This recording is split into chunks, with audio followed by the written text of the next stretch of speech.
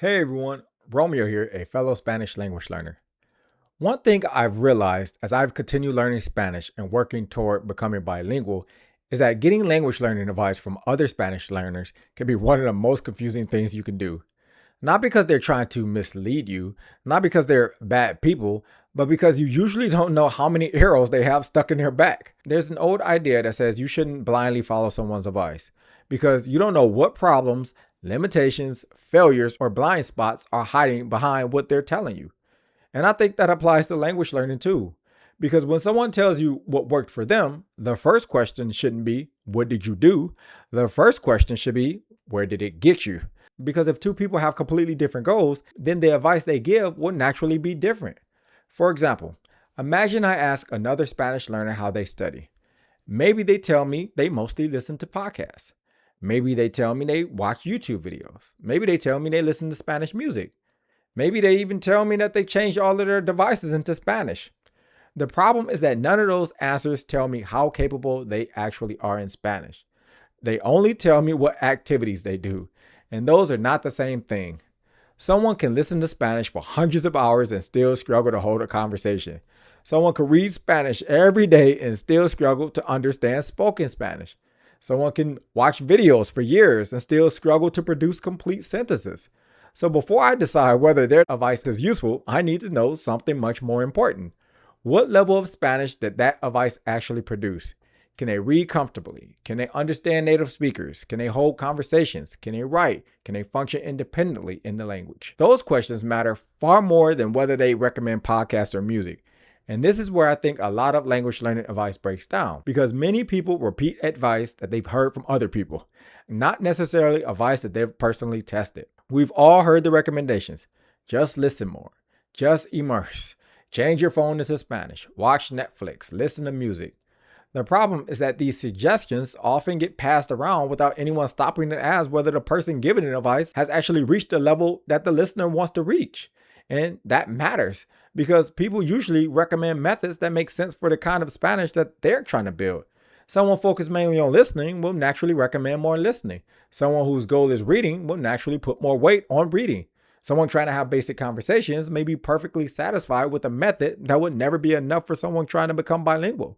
That doesn't automatically make the advice bad. It means the advice is tied to a destination. And before we follow it, we need to know whether that destination is the same as our destination. Take Reddit, for example. If you've ever spent time in Spanish learning communities on Reddit, you've probably noticed something interesting. Ask one question, get 20 different answers. One person says listen more, another says read more, another says get a tutor, another says stop translating, another says study grammar, another says never study grammar. It doesn't mean those people are wrong. What it often means is that they're describing different paths towards different outcomes.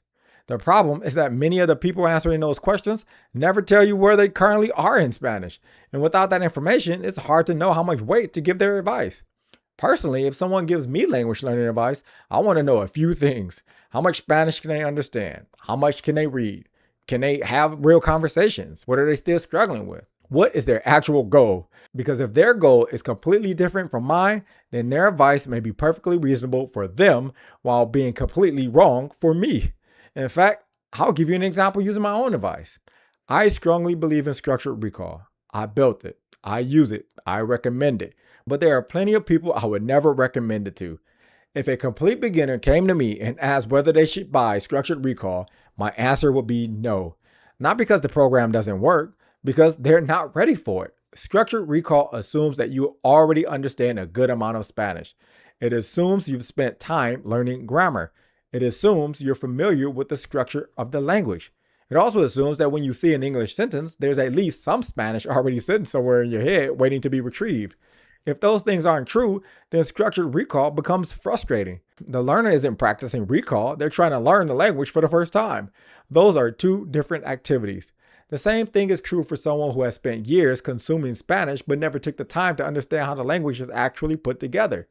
If someone doesn't understand verb tenses, pronouns, sentence structure, or basic grammar, then asking them to recall Spanish sentences is going to be difficult because there's not much structure available to recall in the first place. In that situation, structured recall would be a waste of their money.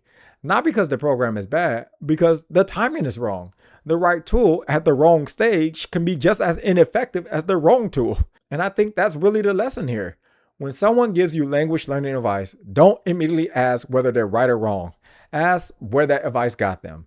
Ask what they actually can do in the language and ask what their goal is. Then compare that goal to your own. Because advice isn't just about methods, it's about outcomes. The question isn't whether a method works, the question is works for whom. The same recommendation could be great advice for one learner and terrible advice for another. Not because the advice changed, but because the learner changed. Anyway, I hope this video has given you something to strongly consider before taking the next Redditor's or even my advice. If it did, be sure to give this video a like. And until the next video, good luck on your journey to building more functional, usable Spanish. Peace.